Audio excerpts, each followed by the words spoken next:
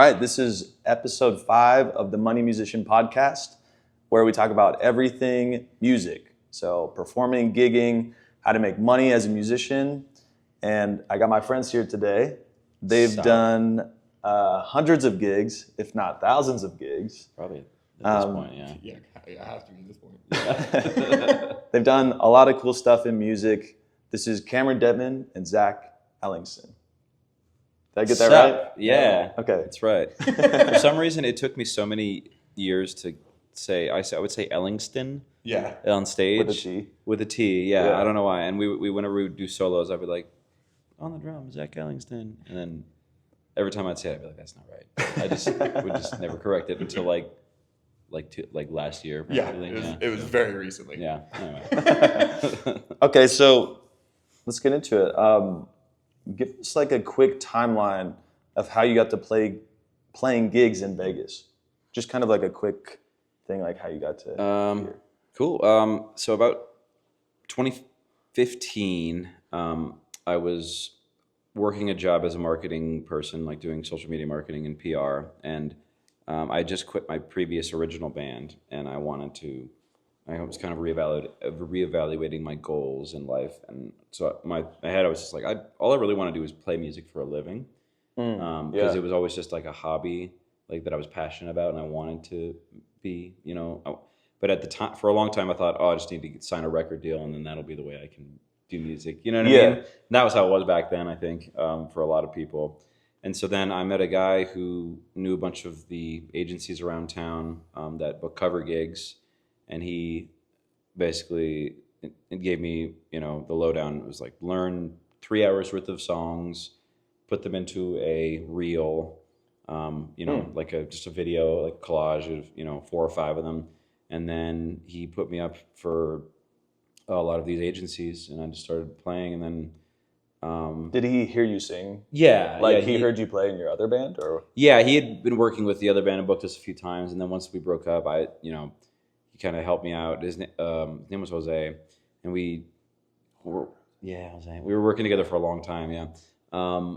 And he used to work for Steve Byer Productions, or they were called Byer Productions at the time. Now they're Byer Entertainment, and so he basically gave me the rundown. He introduced me to like Rick and Michelle over at Frequency Entertainment, like Michael Soley, Lily, Ben and Peter, like Byer and all them too. So I just auditioned for all them, and then I just started picking up gigs like once a week.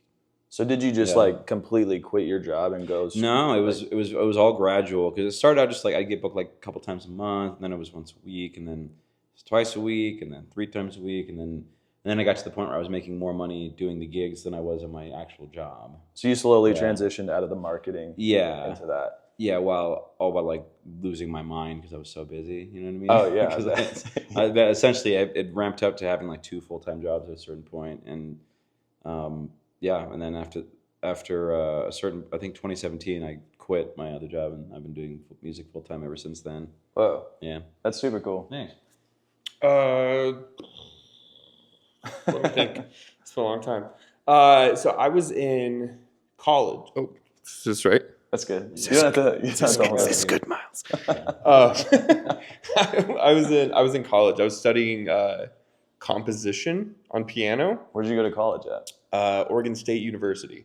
Oh, okay. Yeah, and I was very quickly failing because of the No, I did great on my music classes, but it was like science and math and communication and all the stuff I just was not interested in. Right, same. And I was 21. I've been out here 10 years this year, so yeah, I've been 21. My dad was moving out here, and I was like, at that point, it was like I was on my last leg of college. Yeah. Of like, I'm either gonna commit and actually do this or not.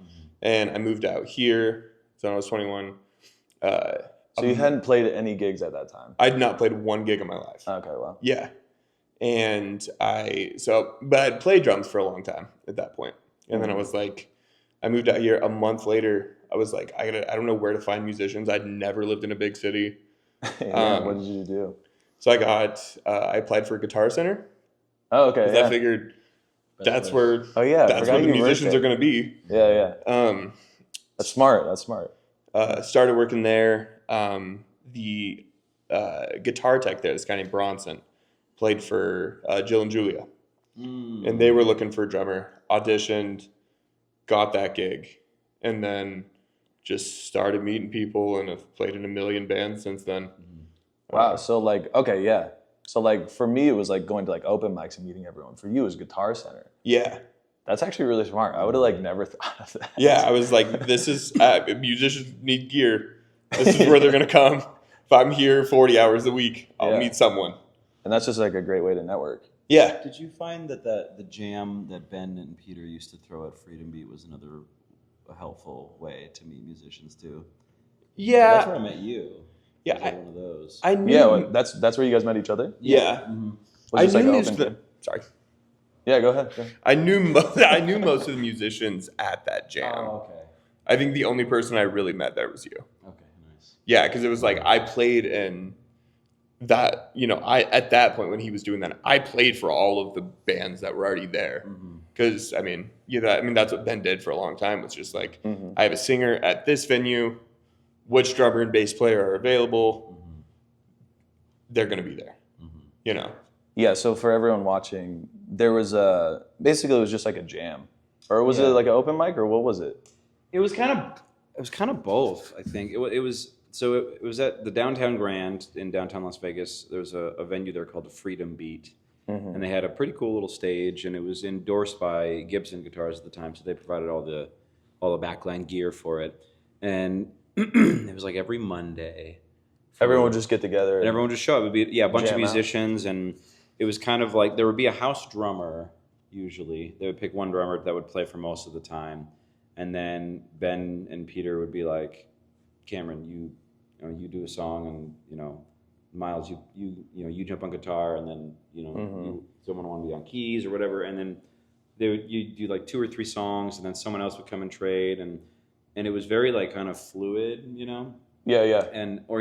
And while the other people were playing, you were in the crowd, and you would find other musicians around, and be like, hey, you want to come and do this with me, like for the next round, and people would kind of just like assemble lineups like on the fly, and I don't know, I think it was a really cool way to meet musicians, and kind of just mess around and jam, and there'd be like long solo sections and all that stuff, and it's cool because you're not really talking. You're just kind of up there jamming and connecting with someone. Yeah. It's like a cool way to make like a friendship or something. No, 100%. And just to kind of see if there's any also like musical chemistry between people. Yeah. Because I definitely, that's where I met Matt Below. Remember Matt? Oh, yeah. Yeah. He's a drummer from New Orleans. I think he moved back there actually. But he was, he played with Frankie Marino for a long time. Is it Marino, right? Frankie? Is that a guy? Yeah, Frankie Marino. Yeah, that's a guy. Okay, yeah. It's like, is that a person? That's a person. So you guys met at the jam. Yeah.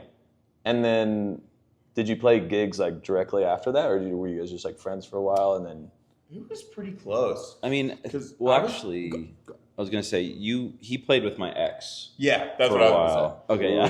Now we're getting into it. Yeah. I had a former girlfriend of mine. She was also a musician, and she played with him and then Chris Coman. Bulgarian Chris. Yeah, I remember that. And so that was their trio, and then I played with John Wozniak. I don't know if you know Wozniak. Yeah, I know John. And then there's another guy named Connor, who I think he said I think he moved to Puerto Rico for a while. I think he's in LA now. I haven't talked to him in a while, but shout out to Connor.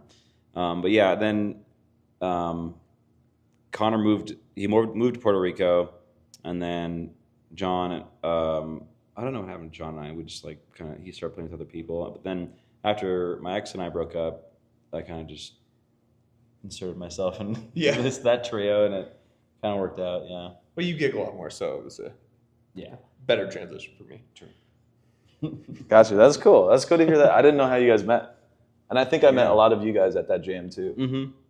I don't know exactly when we met, but I think it was I around there. know exactly when you and I met. When? So, Ben was putting a band together for Hector. Oh, yeah. And that sounds right. We were... I was playing bass. Yeah. Oh, that's so weird to think about. I remember... That's so crazy to think about. Because I booked like one rehearsal at the Griffin, and you just like casually rolled in like 20 minutes late, like with a girl. Are you sure it wasn't me? I had long hair at the time. Oh, I was gonna say I was probably you had the long ass hair back then. I tried to find my my Miles shirt to wear today, but I didn't know. Hey, dude, where I'm it repping was. you guys. Why don't you rep me? Oh, I didn't think about that. I love that tank top. It's great. But it was from that Griffin? Yeah, From that rehearsal? yeah, and then Crazy. And then we played together with Hector forever. Yeah, we Felt played in like. that trio for a long time. Yeah, That was crazy. I totally forgot that I even didn't know you were happened. part of that trio. That's crazy. Yeah, I literally just remembered right now. But we did a lot of gigs though. That was fun. That was like, and then I think I met you. I don't even know where I met you, but we just met through the network. I think we saw each other a lot through the network. I remember seeing you, and also Stephen Raper, and I always thought you guys looked very similar for a long time because you both had the long ass hair and stuff. 100%. Yeah, We look like brothers. yeah, exactly. But Yeah. and then I think we just like met just hanging out like with like with like Lily and Rich and like Kaylee and all those like that little circle of people. I remember and Daniel Park. Yeah. A bit, yeah. Yeah, Daniel Park. And that's what's cool is like everyone all the musicians kind of hang out together. Mm-hmm. And so if you're in like a trio or something and you need like a replacement for your drummer or, your drummer is like busy one weekend and you need a drummer for that weekend.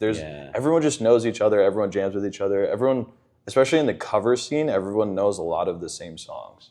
So it's easy to kind of... It's nice with the solo gigs too. Like if, especially if you're doing like looping and stuff, like live looping, if you know a bunch of other like live loopers, it's nice to be able to just call upon anybody in case something goes wrong. Like take a day off. Something like that. Yeah. Yeah. Sometimes you just need a fucking, sorry. Sometimes you just need a day off, And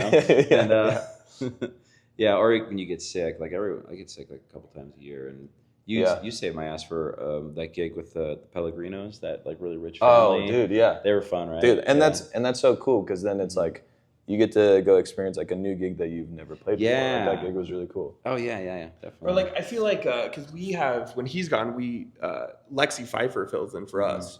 Oh, really? Yeah, Yeah. Whoa, that's like really different.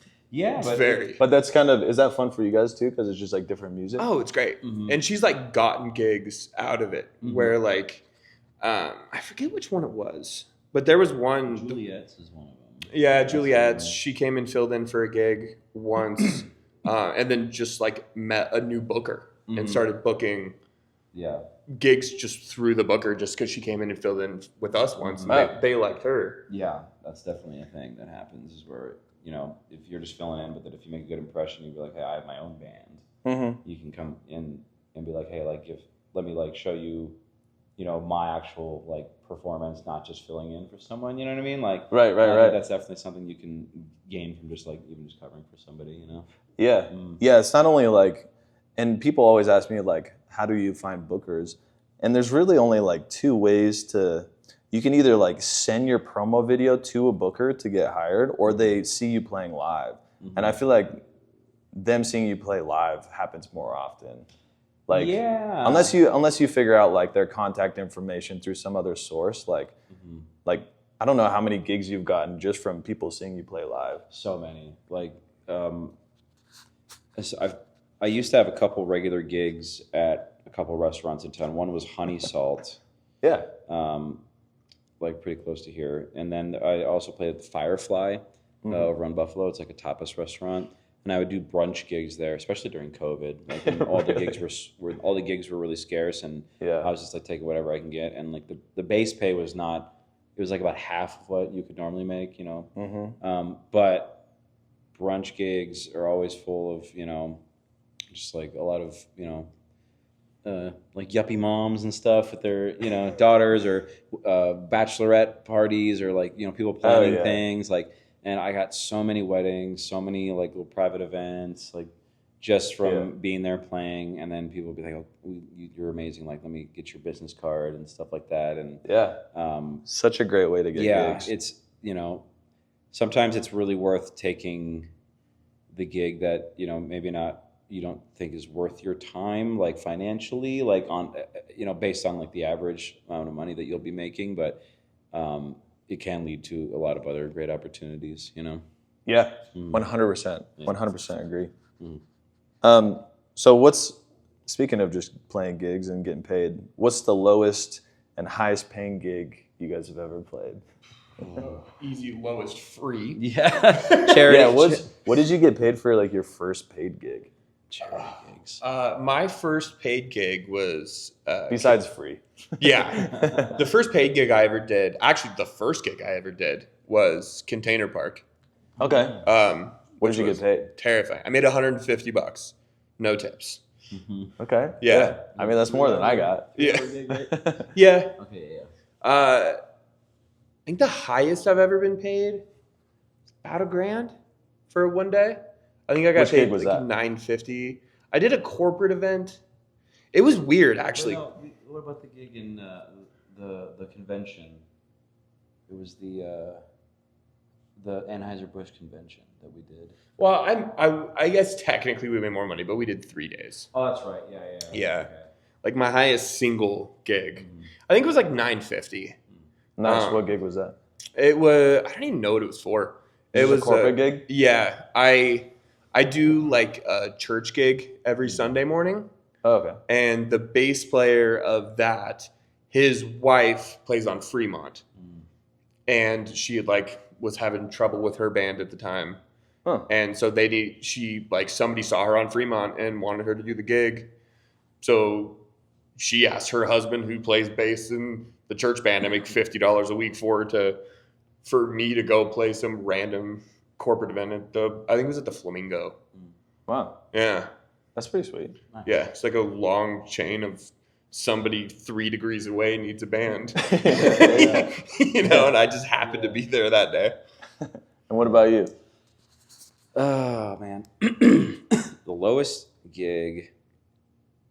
I did a lot of original gigs back with my old bands that would make like $200 between the 4 of us. It's like $25 or something like. Yeah.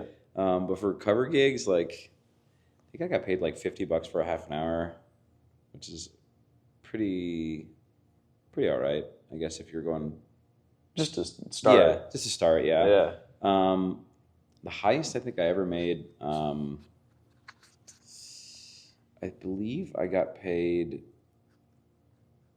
like $1,700 to go out of town for a corporate gig, and I flew out, so I had to pay for the flight, so I ended up making around like 15 or something like that. But it was like Nice. It was like a 3-hour solo gig or whatever. Yeah. Yeah. And if you guys can see a pattern, the higher paying gigs are the corporate Oh, gigs. 100%. Yeah.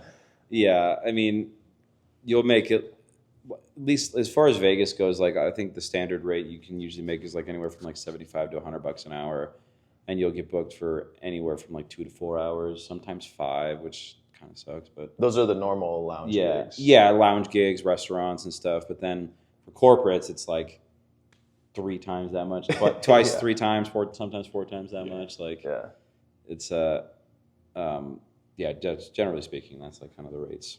I think that I remember playing my first gig in Riverside. I got $50 Nice. Yeah. to play an hour, but I wasn't even I was playing jazz soloing and no one could hear me. Mm-hmm. And I was pumped to get $50. Yeah. You know how you get paid your first time getting paid for music? You're yeah. Yeah, I was oh my God, dude, I just did that. That happened. Yeah. You know how that's a goal? Yeah. Like how you're talking about your goals earlier, it's your first goal is to do it as a living, but then the goal before that is just to get paid to play music one time, just to do that. That's the first goal. And then you're oh, I want to do this for a living. And then you try and make that transition. Yeah. Yeah. You just got to do it all the time. How do I repeat that 5 times a week? Yeah, Exactly. pretty much. Yeah. Let's talk about being a soloist, a solo cover looper, versus being in a cover band, the pros and cons of that. Ooh, pros for solo, I definitely make more money. But I will say recently, again, it goes back to the corporate gig stuff. We've done some gigs where I will make more money, with the band for one gig than I do for a lot of my regular solo gigs, like, because I try to get, since there's 5 of us, like, and I like to split everything evenly between the whole band. I know there's some cover bands where the singer will take a larger portion of, of the whole thing or whatever. I don't personally like that, because I feel like we're all doing the same amount of work when it comes to a live performance and cover gig and stuff like that.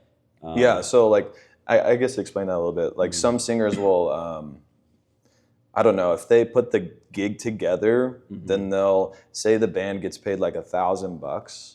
Maybe the singer will take like 500 and then split the rest of the 500 with the band. Yeah. That sometimes happens. And some of the band members might not even know, because the singer is the one who's getting paid. Yeah. So they might not even know the total that they're getting. So that sometimes happens, but you guys do it all equally. Yeah. I feel like personally, and I understand the reasoning behind some of that. Like, if you are the one doing all the booking, and you're like, if it's like you're like, say it's like the Cameron Dettman band, then it's like you're Cameron Dettman. But we are, as our band, we are like a unit. We're Radical West. Right. So we're like a team, and we just split everything evenly, because it just feels more like a team that way. And I feel like nobody like feels like they're, getting screwed out of like how much work they're doing. You know what I mean? Although even before we were Radical West, when I just was playing with you, you still did that. Yeah. Even when it was just like the Cameron Dettman band, I had just stepped in. That was one thing I liked about playing with you, is like, because that has split. Like, I've left bands because of that, where I've felt like, I'd been in a band for, a couple of years, and then I find out that I'm making like significantly less money than other people, and I've left bands because of that. Yeah, and I also personally, just in my career as a paid musician, I have opportunities to play a lot of solo gigs where I get to keep all the money, and that's about like half of what I do. I do half the gigs with the band, half with just doing solo gigs, and because of that, I feel like I can. Like, it just makes sense to split it with everything, because they don't have the same amount of gig opportunities that I am able to have a lot of the time being a singer, because singers are just in more demand than drummers tend to be. It's just the way it works, just the way the industry is, Right. There's more solo looping gigs than there are full band gigs. Yeah, generally speaking. And that's why it's been kind of cool to see the band. We started out just doing, standard casino lounge gigs and stuff, and now that we're starting to kind of break into the corporate world, it's nice to see like these like much bigger like budgets that are being thrown our way, which is it's kind of nice to see all of our work put in. We've been at it for like 3-4 years now. 4. Fuck. What would you consider? Sorry, my bad. What would you consider a good budget for a band, and a good budget for like a soloist? For a band, I mean, if I had my way, like, we'd all be walking away with like $500 like a piece, like for. Oh, I think even higher. I mean, yeah, like obviously we would like just 5 of us. It would be sick, like if we could all like get paid like $1,000 like per gig each, like because we're a 5-piece. But those types of budgets are like not as common. I feel like we make more money than a lot of 5-piece bands do. Yeah, we've had the luck. I mean, we practice a lot, and you guys are really tight. Our band is very fortunate. We have like 3 of them teach music for a living. 2 of them went to Berklee College of Music. Like, our bass player is just like a freak of nature. He's so good. He's like I think he's the most talented musician out of all of us, and he's the most humble. By far. Yeah, he's so good. Lonnie, man, shout out to Lonnie. And then I'm okay. Like, I do what I do, but we've just really like kind of we value musicianship and just our live performance. I think it's like one of our top priorities. Like, is to be undeniable. Being undeniably good, great, whatever you want to call it. That there's no substitute for that. Like, you can't, because you can do all the bells and whistles. You can have like backing tracks. You can have cool visuals. Like, you know what I mean? There's all kinds of cool stuff you can do. But at the end of the day, like, if you don't sound good, you don't sound tight, you don't sound rehearsed, like, people aren't really going to talk about it. It's not going to like have that impact on people, you know? And I think that we've really strived for that, and that's part of why like we've been able to start seeing these like increased payouts. You know, I think you guys have nailed that. thanks, 100%. Yeah. man. Yeah. Mm. And do you think it's more fun playing in a band? Absolutely, yeah. I've had a lot of great experiences with solo gigs, and you know, people coming up to me and saying nice things and everything, and it is fun to have that experience with yourself, and it has a sense of accomplishment. You're like, yeah, I did that. Like that was me, you know. Mm-hmm. Yeah. But then like there's no replacement for just having that like energy that you share with other like people, other musicians, having that cohesiveness, you know. And it's just way more fun. You're playing with your bros, you know. Yeah. Yeah. And to answer your question, like $1,000, Mm-hmm. $1,200 For what? for a band. That's what he would want. Oh, that's like a good budget for a band. I Oh, feel like like is a on- good budget. Gotcha. Per person? Cam just went off Oh, yeah. saying how good we were. I'm saying like I would like to get paid $1,000 per person. Yeah. So No, that's but- like, what is that? That's 250. Yeah, between like Okay. 200 and 250 a person. Yeah. I mean, if you can do that 4 days a week, Yeah. Right. it's good living. Mm-hmm. You know, it's not like, Right. Oh, I was thinking 1,000 per person. well, yeah. That'd be like the top. But yeah, I mean, Yeah. usually they're around like anywhere from like 900 to 1,200 for an average like band gig around town. And between a 4-piece band, that's pretty decent, 250, you know. But we split it. We end up with like 200 a piece. And then you add tips on top. Yeah, Tips. depending on where. Yeah. Depending on where, yeah. Yeah. But it's worth it. Like, I mean, you know, obviously, you know, a lot of cover bands are like thrown together. Like, we're not a thrown together band. We don't sub people out unless it's like we have to. Yeah. Mm. Yeah, because we have a lot of our shows are very.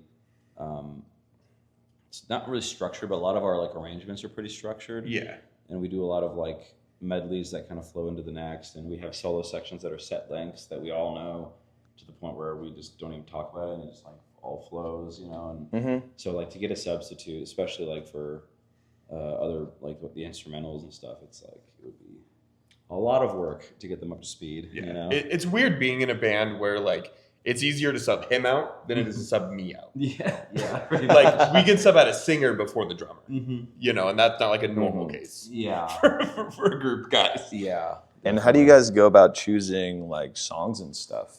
Like, do you play a lot of the same songs in your solo looping set that you do in the band? Or how do you guys choose your sets? A pretty large majority of the songs we started out with were stuff that I had already done.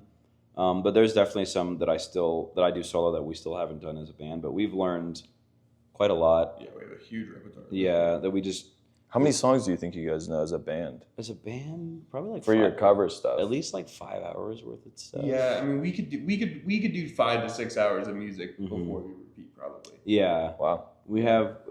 I think vast majority of it is like 70s music, and then we just did a lot of new 80s music recently because we did a gig in Detroit where we played a crazy 80s party. So, yeah. That was my highest paying gig. Oh, that's right. I forgot about that one. Yeah. Yeah, I think Okay. we got paid like $12.50 or something. Yeah, for yeah, that. yeah. Mm-hmm. Nice. Yeah, that was fun, man. But yeah, so we learned a bunch of 80s music. And then sometimes if something popular comes out, like Flowers by Miley Cyrus, we just recently learned because that song was really popular and really yeah. easy. But you guys kind of switch it into like a funky style, or do you do it the Yeah. same? Yeah, we do that with pretty much everything. Yeah. we do a lot of that, or we just do a lot of like classic rock tunes, like kind of the way they are. Yeah, those we Mhm. will do like no. A lot of the 80s songs too, we kind of keep mostly like the way they are, but we'll do anything like new or modern, we'll kind of put like a funky, groovy, like kind of soulful sort of spin on it. Mhm. And then, That's like your guys' signature. A bit, Yeah. I feel like. Mm-hmm. and then we don't do set lists at all. Yeah. What do you mean? When we start 99% of gigs, we just like jump in with Benny and the Jets, Mm-hmm. right? Okay. Then we'll do like Yeah. a quick scan of the crowd, Mm-hmm. and it's like, okay, are they older people? Are they younger people? Yeah. Did they like that song? Mm-hmm. And then we just Yeah. flow through a list of songs and pick what we want. If we play, like, you know, sometimes we'll throw like an 80s song. If that works, cool. We'll do an hour of 80s music. Mm-hmm. Oh, I And- see. So you kind of read the crowd at first, kind of. Yeah. That's really cool, actually. Yeah. I don't think we've ever done a cover gig with a set list. Have we? Maybe one or two. Maybe, but Yeah. generally speaking, yeah, we kind of read the room. I have all of our songs like on a list in front of me, and for whatever reason, we always start with Benny and the Jets. Yeah, because it's a good tune. It's a good song. It sets the tone because we play a lot of '70s music, and it's stabby, and it's pretty. It's like it's high energy, but also like. It's not like a fast song. I don't know. It's like right in between. Yeah, it's like a perfect. That's like a perfect intro. It's like song. a neutral song, and then we based it off of that. Sometimes we'll do like a funkier tune. Sometimes we'll do we go into like an Eagles song, or like Zach said, it just depends on the crowd and the energy. There's one gig though that like makes us start with like really upbeat stuff like every time, and we usually start with like Jimmy Eat World, like the middle or something like that. Yeah. I also like because like the thing about like Benny that I like is like a song starter is it starts with just really hard bam, bam, bam, just intense stabs. It's gonna kind of like grab everybody's attention. Kind of wake them up and be like, "Hey, there's a band playing here." It's like, "Hey, we're here. Where we're gonna go from here? No idea, but we're here now, and then we're gonna figure it out." That's really cool. I like how you guys do that. I kind of do the same thing where you kind of throw a few songs at the wall and see what sticks. Yeah. And then you kind of adjust after you see the reaction to that. Yeah, I think that goes unless you like kind of know your audience beforehand. Like for the '80s, actually, we did a set list for the '80s party. Oh, we did do a set list for that. So if you have an audience like, hey, this is an '80s themed party, you're gonna be playing '80s music, and they like the '80s, then it's like, okay, well, let's just come up with like the most dynamic and cool set that flows in a way that makes sense. But if you're just playing a standard cover gig where you have literally no idea who's going to be there, what kind of crowd you're going to be, expecting, then you just kind of, like you said, throw spaghetti and see what sticks and kind of go from there. Yeah. Let's see. We Yeah, did go. a set list. We played in a baseball stadium not that long ago. Oh yeah. Really? We did a set list for that. It was a baseball stadium with about 50 people in it. It was so Okay. It's all these corporates, man. It was a corporate gig. We did it in Arizona. Your old stomping grounds, actually. It was Scottsdale. Scottsdale. Anyway, And that was at your guys' baseball gig? Yeah, we played at a baseball stadium. Back to it. And it was meant for some bank or something like that. And You guys had a set list for it? Yeah, we had a set list for it, and we ended up playing for like 50 people. And there was supposed to be there was 700 people that came to the event. Mm-hmm. And then there was another band that played before us, and then we closed the night out. And apparently, most of the people had flown in that morning, so they had gotten their food and they drank, and then by the time we played, everyone went to bed. Really? So we got paid so much money on this really big, nice stage. Like all of our back line was provided. There was like a LED light screen, playing visuals behind us, full sound, great sound check monitor mixes, and we played for 50 people. It was so dumb. But that's how it goes. That's cool though. I'm sure you guys rocked it still. It was fun. Yeah. Well. Yeah. The staff loved it. There you go. That's important. Yeah. That's important. Yeah, the book there was you guys are so good. We're so sorry. So how do you guys? So you guys are in a cover band, but you also have an original band. Yes. Do you call them both Radical West? Do you just go under the same name for both of them? Technically, our cover band is Radical West Band. Yeah. And our original music is under Radical West. Okay. Music is technically what it is. Gotcha. Yeah. Okay. And then kind of what are the pros and cons of, or what are the differences between a cover band and an original band, and how do you guys keep those separate? One feeds me. Yeah. For currently, the cover band is what pays the bills. The original band is, I guess, more. That's just more our creative outlet, our passion project that we're trying to get to the point where it can be financially viable and we can just live off of that and start, touring and selling merchandise, playing more shows. Just I don't know that aspect of the band is the heart and soul of what we're really trying to do. And the cover stuff is fun, and it also it in turn makes us better musicians and writers, just and performers, learning the material for cover songs getting stage time, playing in front of people, that type of thing is not something you can really recreate and practice. You have to just play in front of people and get more comfortable with it. And that in turn helps you, when you're playing your own music, you have that level of experience and comfortability that lets you be that much better of a performer with your own stuff too, Well, and doing the cover, for me, because I'd never really been, the only original band I'd really been in before this was yours. Right. So yeah, so for everyone watching, I had an original band. I still kind of do a little bit if we want to play a show, but Zach used to play drums in my band as well. Yeah. And the cover thing is just so we don't have to work jobs. Because the only person that works a job now is Lonnie. But he's a forklift driver. Yeah. It's pretty cool. He's got a cool job. It's pretty cool. Yeah, he's got a cool job. It's a great company, apparently. But that's kind of the outlet for the cover gigs for us, is so that we can take cover gigs, not have to work jobs, so that we can focus on the original music. It gives you more time. Yeah. It gives you more freedom, more flexible schedule. Oh, yeah. Right? Because you guys are just booking the cover gigs whenever you want to. And then if you need to have band practice or something, you'd be like, okay, we're not going to book a gig that day. We're able to work around it that way because we practice usually 2 to 3 times a week. And it's usually Thursday, Fridays, and Saturdays. And it's in the morning to early afternoon when we start, and we get done around 5 or 6, and then whatever, if there's a gig that night, then we go to that, or if we, just go home or whatever. And it so you'll practice the same day you have gigs? Yeah. Oh, wow. Mm-hmm. Yeah, those are long days, but yeah, it works. Yeah. It works out too sometimes, especially if we're gigging together, then it's just hey, we'll bring all of our shit to the rehearse.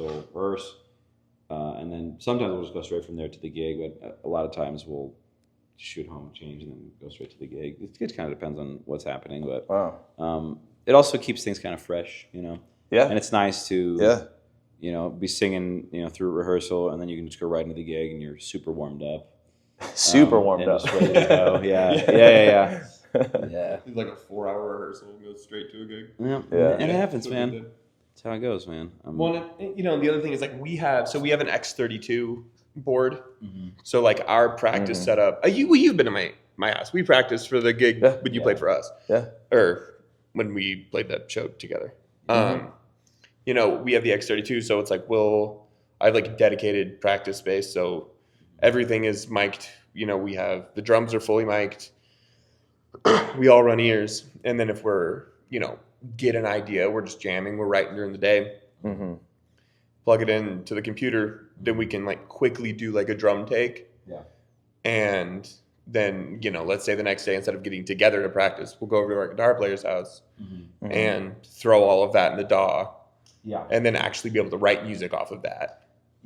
That's super smart. It's really quick and organic. Nice. Especially when you're writing songs and writing music in general, there's an age-old problem of you think of an idea, but then you don't record it, you don't write it down, or you forget it, and then it's gone. So when we're in those type of moments, we're like, oh, that's really cool, let's just record that. So then we record it, and then, like Zach said, we have the drums, and then we just kind of start working on the idea immediately when we had that ability. That's super smart. I feel like you guys I haven't heard a lot of bands doing that, honestly.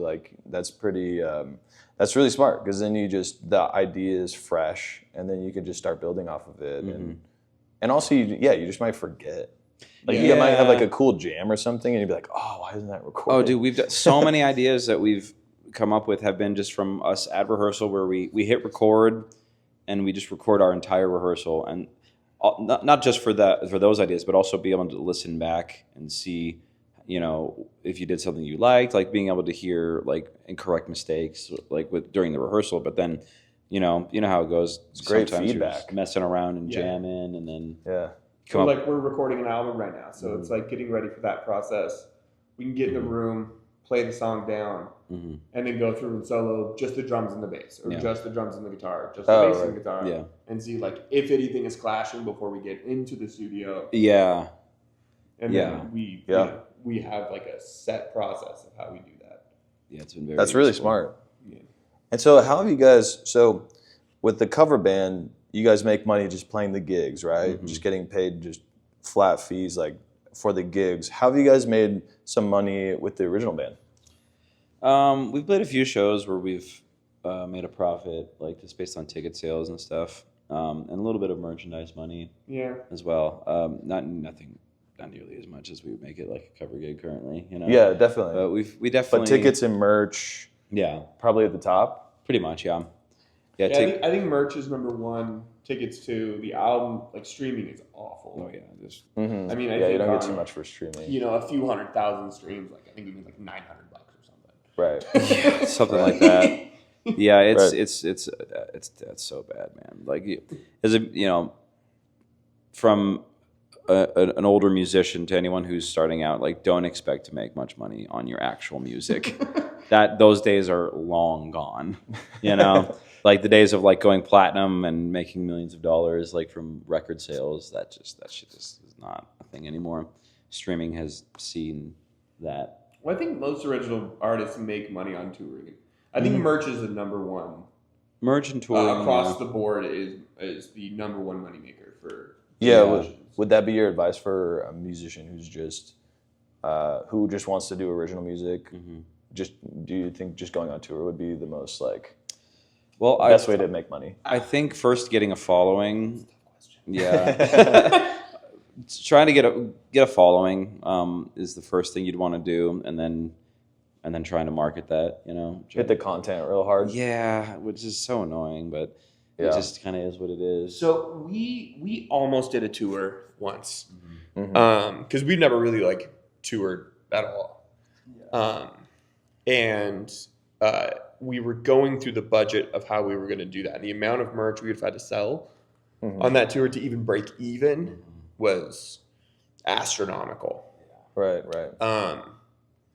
Just with like staying in like hotels or finding places to stay, like gas, everything like that. Yeah, you have to have like a vehicle and like, so I would honestly say no. I don't think that. I think touring is a bit of a last ditch effort. Yeah. Compared to like doing content, because I mean we've seen a lot of success through content. I mean we have a couple videos, that have got millions of views. Yeah. And those have transferred over to people going and following our pages and listening to our stuff. We're not great at selling merch online. We should be. Yeah. I think that would be if you can make good content, transfer that to your music, sell merch online until it's viable to tour. Yeah. And exactly. Like I think you have to like actually create the demand for people to want to see you play. Mm-hmm. And that's really tough to do unless you have like a following or you create some kind of like buzz around yourself. And the best way to honestly do that these days is to just make content. And that can be very soul sucking and exhausting, but it can also be very beneficial. Like he said, we've had a few videos that have gotten a lot of views. But even so, like we've gotten, one video that had, 1.2 million views or something like that. And that translated to around like 300 new followers. Yeah. Wow. Yeah. Which is nice, awesome. But also like 1 million views and then you only get 300 followers. Right.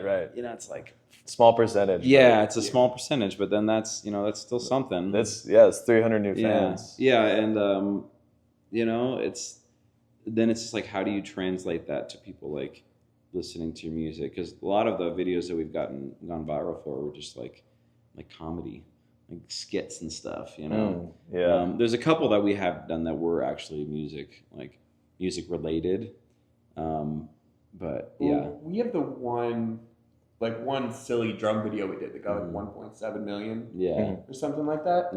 Mark Jason. They got like 1.7 million. If you want, I can send you the actual analytics of that, because I think that transferred to quite a few like followers and stuff. Surprisingly, did the best on Facebook. Yeah. Because interesting, because we co-post from our Facebook. Not that we ever I've never even seen our Facebook page, but surprisingly large amount compared to Instagram or TikTok. Yeah. Yeah. TikTok's hard. Yeah, we've had TikTok's a little harder. We've had way more success on Instagram than we have on TikTok. I think our biggest video on TikTok was like 93,000 views, which is still pretty nice. But yeah, that's great. I don't know. TikTok doesn't go as viral as it used to be though. TikTok has to hit immediately. Yeah. The thing about Instagram is like you can have a video up that will, sit for 4 or 5 months and then do really, really well. Just because some algorithm picks it up, somebody happens to see it, and the algorithm's like, oh, well, maybe people will like that. TikTok's like a day 1 or day 2 kind of thing. If it doesn't hit immediately, you don't stand a chance. Which is why you see like a lot of people post the same video over and over and over and over again. Post like one video if it does well, 3 videos or 4 videos in the middle, and then post that same video again. Because like we had some success with that. Yeah.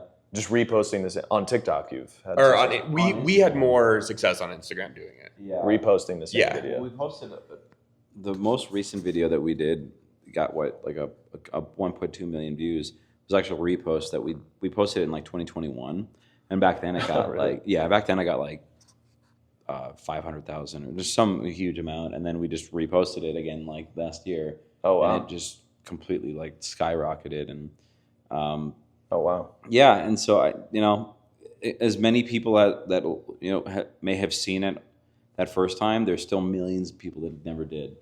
Yeah. So you just post it again. That's what's crazy to think about too, and like I don't know whenever you're posting, you almost like not everyone has seen the videos that you post every day. Yeah. And so you can kind of talk about similar things in the video in the next day that you did the day before, because it just gets to different people. You just think that like your whole audience sees every single video that you do. It doesn't work that way. And I feel like I share that same mentality, because him bringing up that concept of just posting the same video, like I just remember that was like a thing. I was like, wow, yeah, you can't really do that because it just doesn't really matter that much. Yeah. And it's kind of good too, because like, I don't know, for me to like retain information, I have to hear it like 10 or 20 times. Yeah. Yeah.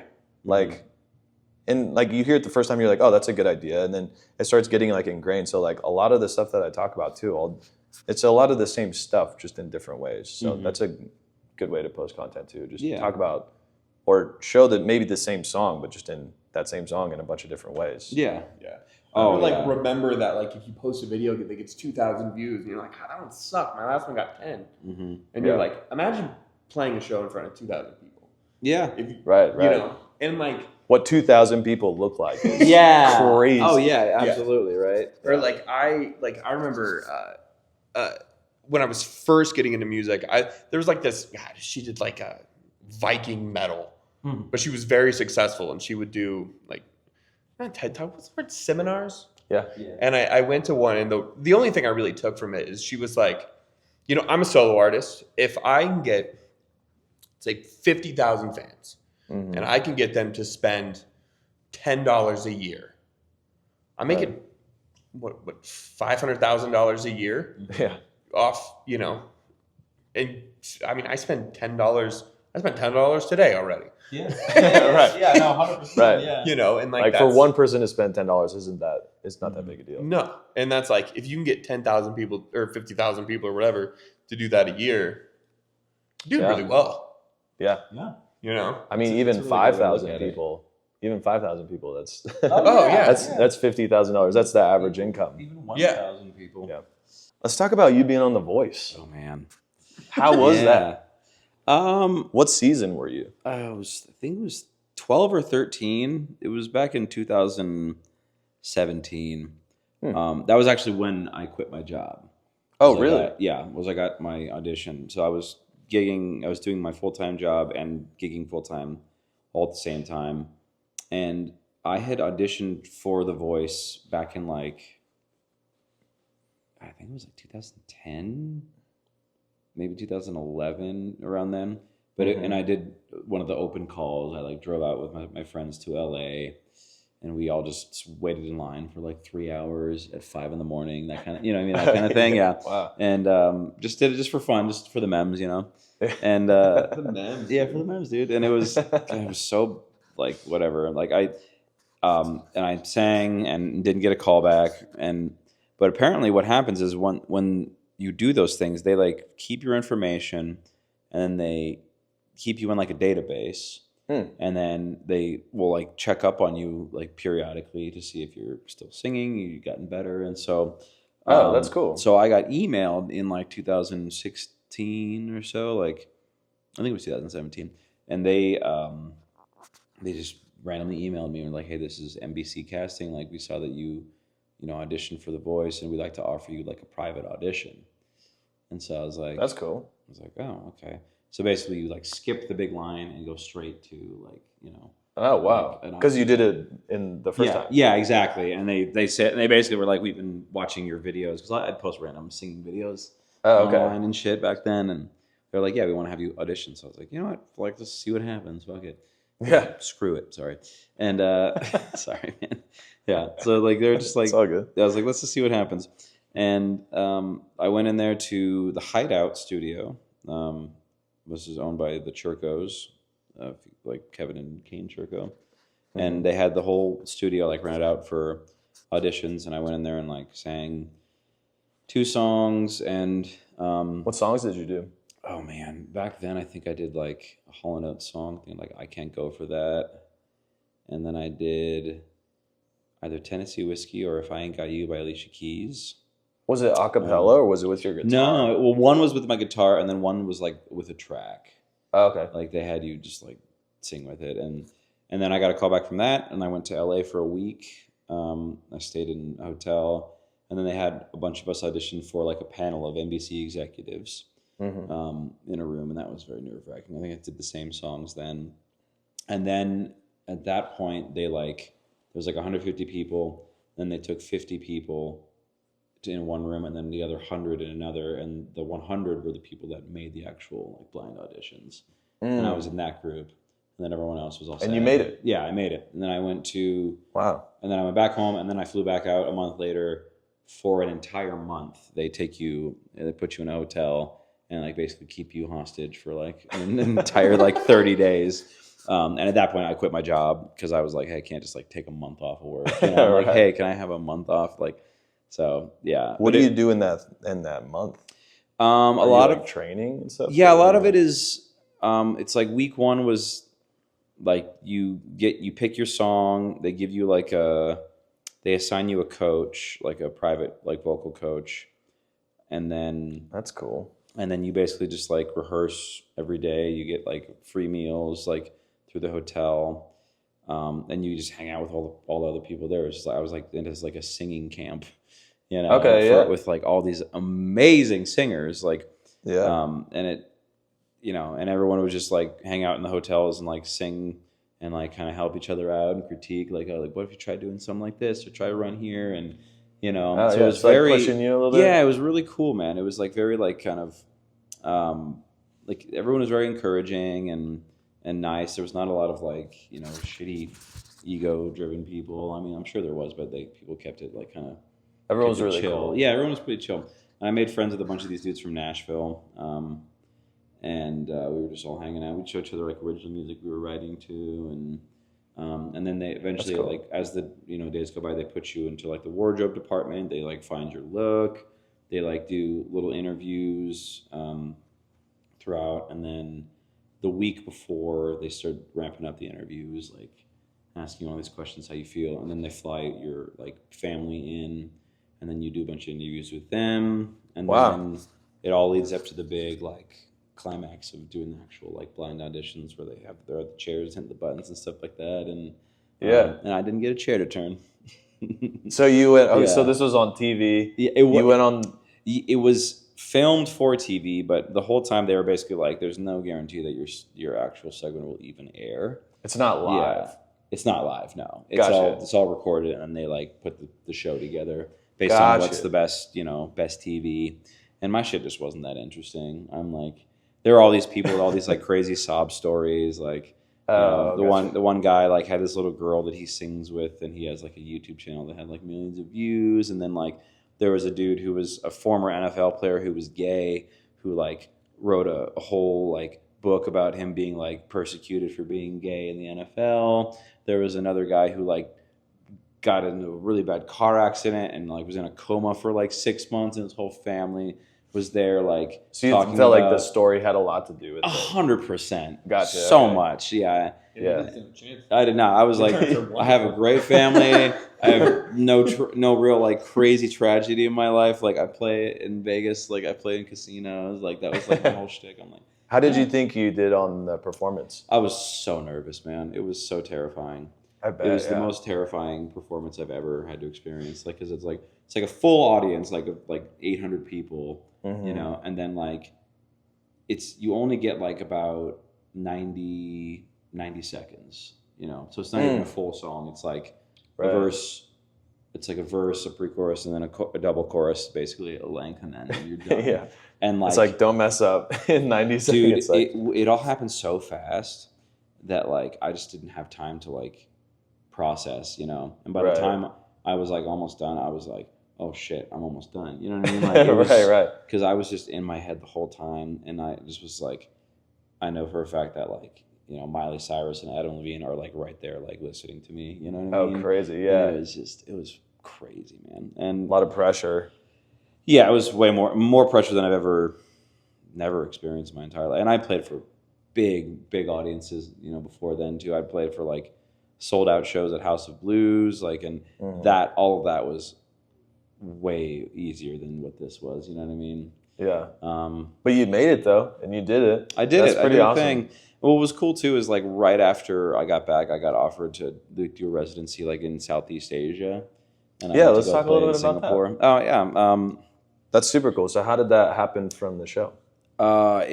It just happened that I got done with the show, and I was all down on myself and stuff for not making a team. And then I was playing at New York, and then just doing a solo gig, and some guy just came up to me and was like, "Hey, would you ever be interested in playing in Singapore at a hotel?" And I was like, "I mean, maybe, yeah." So I got his info. He emailed me, talked about the gig, and then he sent me a contract, and I was like, "Oh my god, this is real!" Because I half of what people offer you is BS, you know? right. But like most opportunities in the music business, like I know this guy. You got to take There's so much. You have to take literally everything with a grain of salt. So I was like, okay, like let's see if this is, you know, some nonsense. But it was legit, like, and and I just broken up with my ex, you know, and I was like, I needed to like kind of escape because it was a really bad relationship, and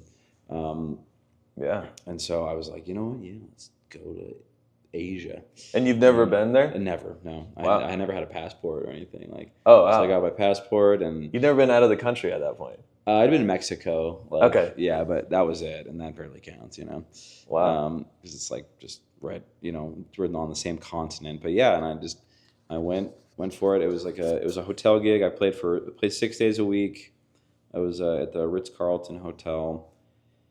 And it was the first time I experienced like just playing the same place every day, you know, for a long time, for 6 months, which in retrospect was way too long. Like after the first like 3 months, I was like ready to come home. I was like, damn. So okay, so like, shorter contract. Yeah, I did a shorter contract like the next year, like just for 3 months, but it was so much fun. It was cool to just experience different culture, different like time, you know, like time zones, and it was cool because Singapore was like very like Western friendly, so most people spoke like really good English, and but I still got to experience like the sort of the cultural shock of like all these different like Asian and, you know, like Middle Eastern and Indian cultures like kind of all in one place. And yeah, that's super cool. And they paid for your rent or everything. Not rent, but your lodging. You got your base pay. They gave you a room to stay in free, and you got free meals. You got free like laundry service. Like it was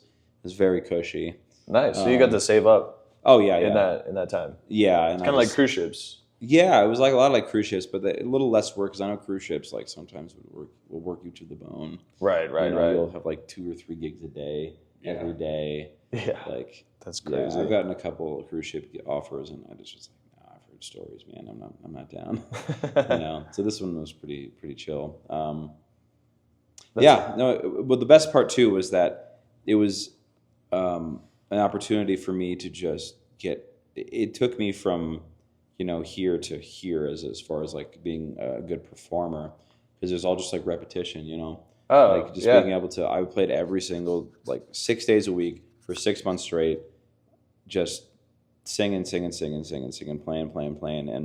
and there would be a lot of nights where I would be playing for basically nobody, because it was like a Tuesday or a Wednesday night in the middle of the week. Mm-hmm. The hotel was not at very high capacity, so I would just kind of play for the staff. They were like my friends at that point, and I would just kind of like use it as an exercise, like, oh, maybe today I'll work on just trying to do some like cool runs, or I'll try to do a different genre for a song. I do the same like every time, just created a testing yourself. Yeah, and just trying to just improve, and then by the time I got back, I was like, wow, okay, like I feel a lot better, more confident, more skilled as a performer, and I think that was one of the best things I'd ever done for myself as a singer.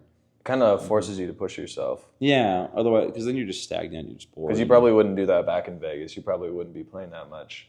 You wouldn't be like, it kind of just forces you to push yourself. Yeah, pretty much. You also got a really nice relationship with Maestro Guitars out of that. I sure did, yeah. My acoustic guitar manufacturer, they're like a local Singaporean company called Maestro Guitars, and they got us in the NAMM this year. Yeah. Yeah, you're still playing? Oh yeah, cool. I have. You can plug it if you want. I mean, I guess you just did. Maestro Guitars. Well, they're called Maestro Guitars, and they also have a second brand called Hozen. I was gonna say Hozen. That's Hozen's the guy who owns the company and helps make all the guitars. Incredible acoustic guitars. They're gorgeous, made from exotic woods, and they're so good. Anyway, cool. I'll put it in the description. Yeah. Put some links. Cool. Cool. Let's switch to Zach real quick. How was playing Life is Beautiful Festival? So explain to everyone what that is and how you got to play that. It's a music festival. It's basically like the it's like the Lollapalooza of Vegas. Yeah. Kind of. So that was the first terrifying. So I moved here in 2014. Never played. I had played in bands in the small town I grew up in, but I had never played in a performing band. Mm-hmm.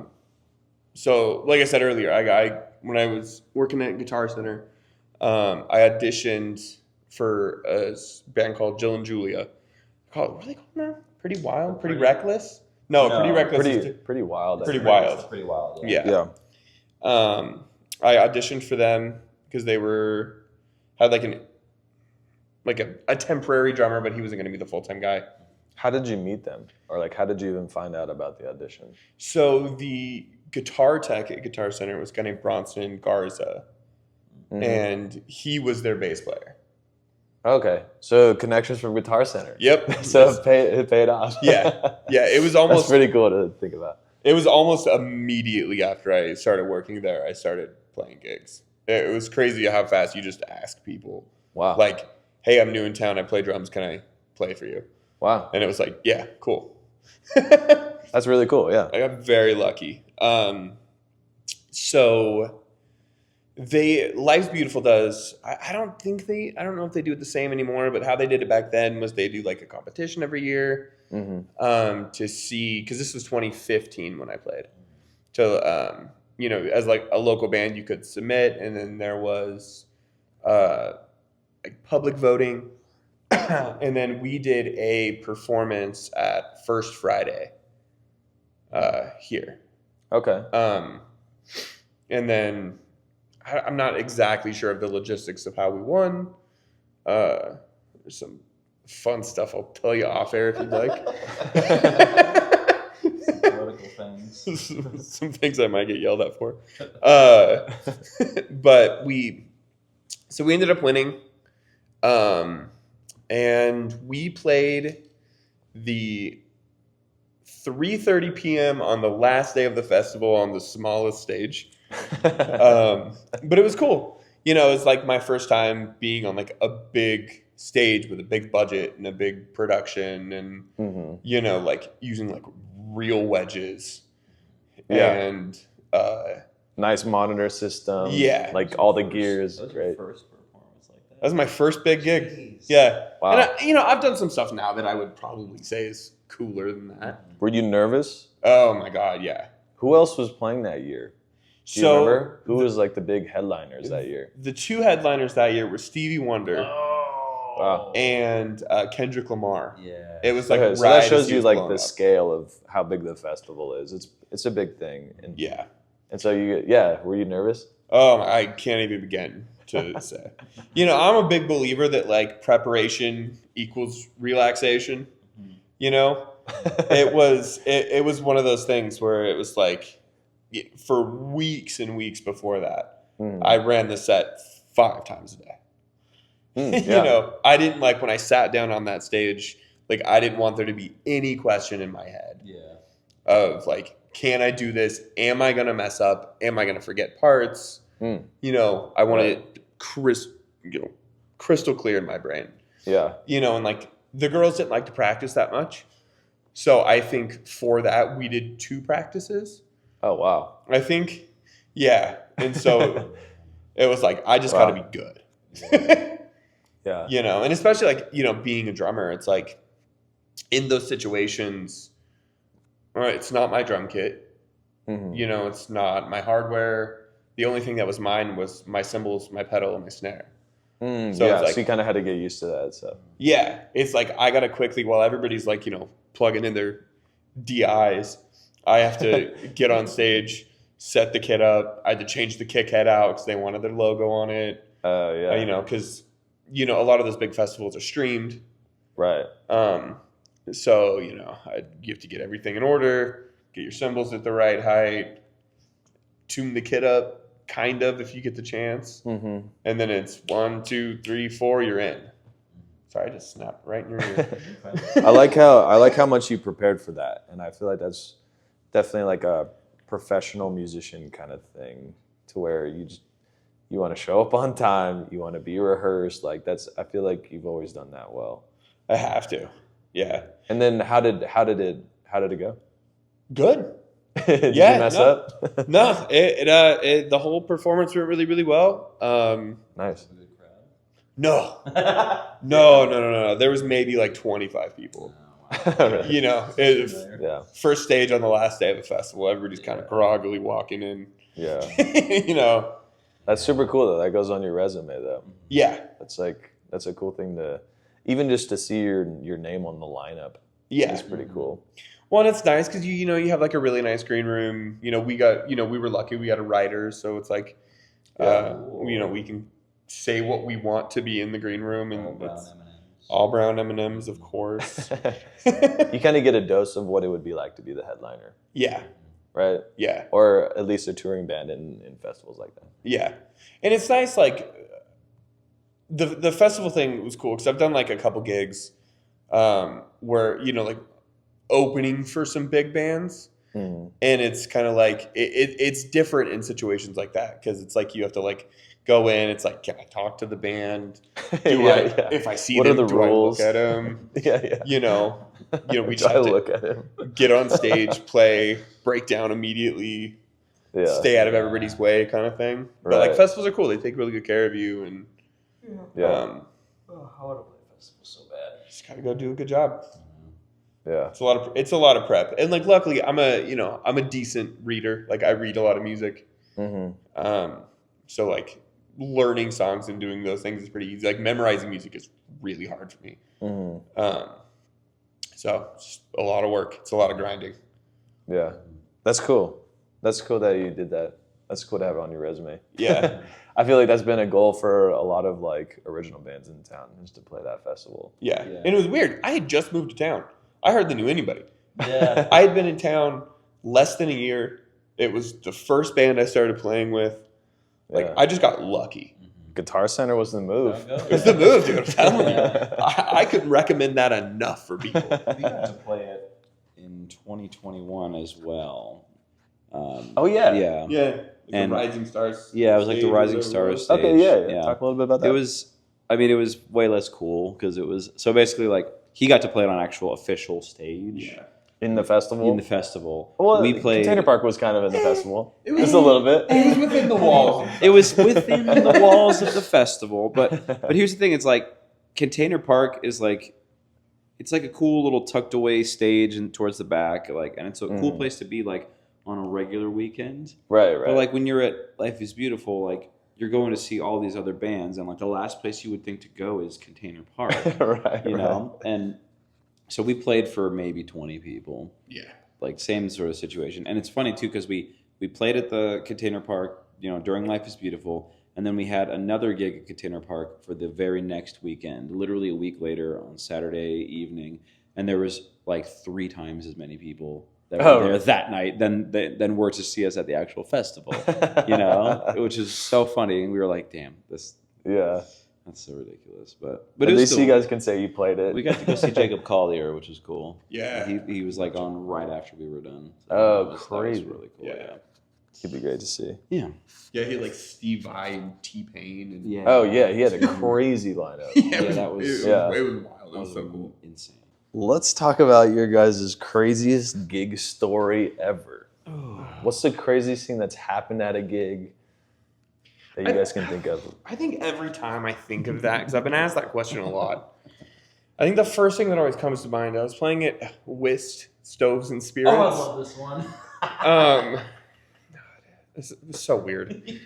I was playing at Whist, and right in front of the band, there's a long table.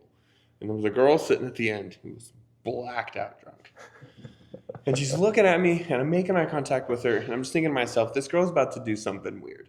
I don't know what it is quite yet, but she's going to do something weird. This lady proceeds to just pull her shirt up, and I'm like, okay, all right. She's just flashing you. Just flash me, and I was like, great, appreciate that. And then I didn't know what to say. I've had that happen a lot in my life. I don't know what to say. It was me and Hector. We kind of like make a little joke about it on the mic. Because I feel like you have to address it. Everybody saw it. Yeah. And so we like make a little joke, and it really upsets her. It really upset her. And she gets on the ground. She starts crying. She climbs on the ground, and on all fours, scoots herself about 15 feet from the table to right next to me. She crawls next to me. She is sitting under my hi-hat, crying her eyes out. Oh my God. I'm mid-song. I look at Hector, and I was like, I don't know what to do. We need to take a break. Like, we need to. So we just stop mid-song. We're like, we're gonna figure this out, and we'll be right back. Oh my God. Did she get kicked out? The bar staff got her in an Uber and sent her on her way. But man, that's always the first story that comes to my head when I think of that, because it was just weird. I don't know what to do in those situations. Yeah. That's actually. Were you there when we were at Freedom Beat and that happened to us? I don't remember what band I was playing with, but some old lady flashed us too. It was like 11 in the morning. I believe I was with you at that gig. Yeah, do you remember? Dude, and she was like 65. Yeah, she was old. Like, we had that happen. I was just in gonna say, Havasu. you need to play in Havasu, dude. We played. So we met this guy. He's been booking Vegas bands out there.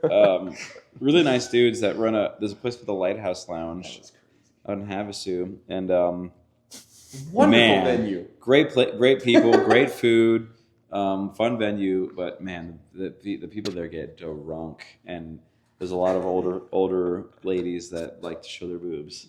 We saw, I think, like 3 pairs of boobs. Yeah.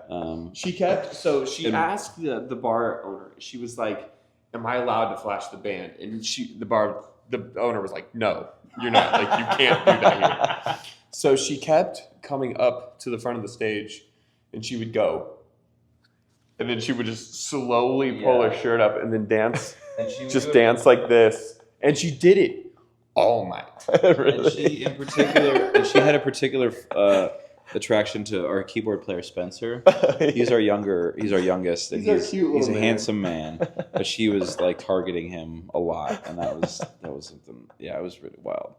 But I've got a lot of the best stories are drunk people. You know, I just have so many. Like one, the first one comes to mind for me was I was playing a gig at the old beauty bar, and it was that gig where it was like $50 for half an hour, like that lower paying gig. But it was me and like two of my other friends that were playing, and it was just acoustic gig, and it was like on a Monday night, so there was nobody there. There was like the bartender, security guard, my two other friends that were playing, and then two other friends with us, and then like that was pretty much it when we started. And so I was playing, and then this like drunk chick and her date walk in.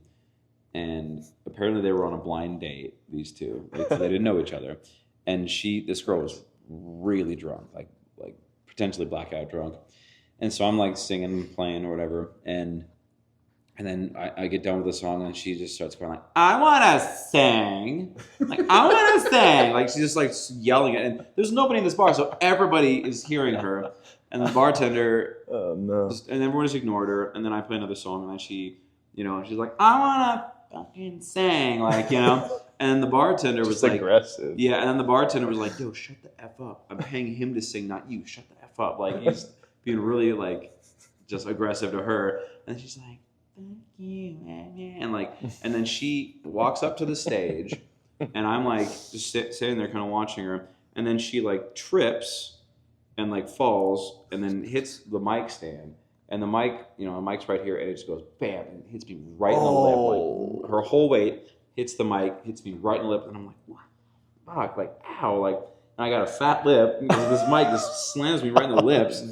And then she falls all over my pedal board, and it's just like laying there, and it's like, and then and the security guard like grabs her, and it's like, you gotta get the hell out of here. And by that point, her like falling onto the stage, her blind date just like leaves. Yeah, I was gonna say, how'd the date? He's like, I'm out of here, and he just left, and we were like, damn, that's hilarious. Oh, So that was that's my favorites. There's one other one. Was I had a tie that got stolen. I was like wearing like a shirt, and then I had like a nice green like kind of skinny like tie. 70s Someone stole your tie? Yeah, and then these two, we were playing it was a beer house, and I remember that. Yeah, and so I was playing the gig, doing the thing. And these two like hot girls come up, and one of them, they look pretty drunk, and the stage at the time wasn't like a stage; it was just like on the floor, like at the same level as everyone else. Right. So anybody could just like walk right up to you. So this girl comes up to me, and she's like doing like this like sexy kind of like, you know, and she grabs my tie, and then like sort of sexily unties my tie, and then like wraps it around her and starts like dancing with it, and then she just leaves. And I never see her again. She steals my tie. I was like, what the hell, man? It was like a $45 tie. Like, and she just steals it and she just leaves. Because we were like in the middle of our set. And I was like, ugh. Yeah, you can't chase after her. Yeah, I was gonna like, run after her. And I figured she would like come back, but she just never came back. She probably woke up the next morning and was like, whose tie is this? You know? Beer house gets gross. Yeah. Well, because you had when you were in the swoops, right? Didn't somebody like bleed all over your stuff? Yeah, I've talked about that almost every episode. Yeah. The German guy just bled everywhere on the dance floor and on my pedal board. Yeah. It was crazy. I had a girl once there because the drums used to be back. Like if this was my throne here, this was a bench behind me. Middle of the summer, I have a headband on because I'm sweaty and I don't want sweat in my eyes. Girl comes up, like if I'm right here, she puts her legs around me and like wraps her arms around me and then slowly kind of pulls my headband off. And I look at her and I was like, you don't want to put that on, lady. Oh. And she put it on. And I was like, you are disgusting. This is full of sweat. It was drenched. It was it's like I just took it out of the washer. Like, oh my gosh. Yeah. Dude, that's crazy. Let me check if this light is messing it up at all. Oh no, we good. Yeah. Cool, we good. I like this thing. This is cool. It's cute, right? Little magnet type on it too. It's so fun. Yeah, is it still on? Check. Let me see the light. Yeah, we good. Yeah. Okay, cool. So, what advice would you give your younger self that's just starting out? Oh, that's a tough question. I would say I would have told him to keep doing YouTube videos. I started doing YouTube videos like back in like 2010, and then we had a few that like started to get some decent views, and then we just like were like, oh, it's too much work, and we stopped. And I think if we'd have kept going, it could have like been pretty cool, you know. But we. Do you mean just like as in just consistency, making videos of yourself and just making more content?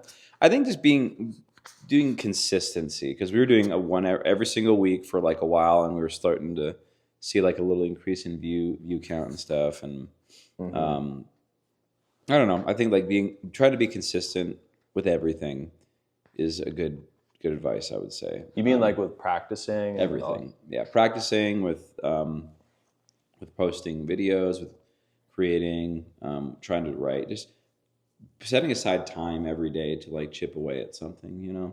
It's like, oh, you want to learn how to be a better piano player, then just, you know, set like 20 minutes aside every day if you can to just like practice that, and then sooner or later like you'll see like, oh wow, you know, it's starting to pay off. Like nothing that you want in life is going to come like instantly. Is what I've learned, especially in this you know industry. It's like everything is about incremental, like slow build up and like learning how to play the long game, I guess, you know. Yeah, that's really good. What do you think, Zach? Honestly, the one thing I wish I had done when I was a kid is practice the basics. Because especially if you're on a gig and you want to keep a gig, like as a drummer, all the fun, flashy stuff 99% of the time means nothing. And like have a solid foundation of like just like in your playing, learn your cheat codes of like your go-tos. Like if I need to get through a song, if I don't know a song, somebody calls a song and a gig, you know, practice the basics, song structure, know the basics of like technique, groove, your go-to fills that are just going to make sense and work and everything. Because that'll keep you hired. So you'd just be prepared for anything that gets thrown at you, basically. Yeah. Did you find yourself like in a lot of situations where you didn't feel like you could get through the song, or were you unprepared? The big thing that happened. So I have carpal tunnel in my right hand, which I struggle with a lot, even to this day. Because when I first started playing, I had I was 21 when I started playing, basically full time, and you know, I had no sense of like having good technique and thinking of like the longevity of my career compared to like what I'm doing right now. Right. And like I messed up my hands because I was playing so much, but my technique was so bad that I hurt my hand. And, you know, then I essentially took 3 years of my entire practice schedule got devoted to basics. Just fundamentals. Yeah. Yeah, that's so important. Yeah. Yeah, that's great. That's great advice. Cool. Well, where can we find you guys? What's the best place to follow you guys on? Find our band Radical West on Instagram as Radical West Band. Radical West. TikTok is Radical West. Hopefully we'll have some better shirts soon. I would love that. Yeah. we have a YouTube channel that we post not very often too. What's the YouTube handle? It's just Radical West Music. Cool. We have a website, radicalwestband.com. And you can follow me on Instagram, Cameron_Dettman. And then Cameron Dettman, Cameron Dettman on TikTok as well. And yeah. Zach Ellingson is mine. Is it Zach.Ellingson? Nope, just Zach Ellingson. I got an early dude. Damn. I have a Ellingson, stupid underscore on mine on Instagram. Cool. Well, thank you guys for being here. Thanks, man. Appreciate it. It was a blast. Yeah.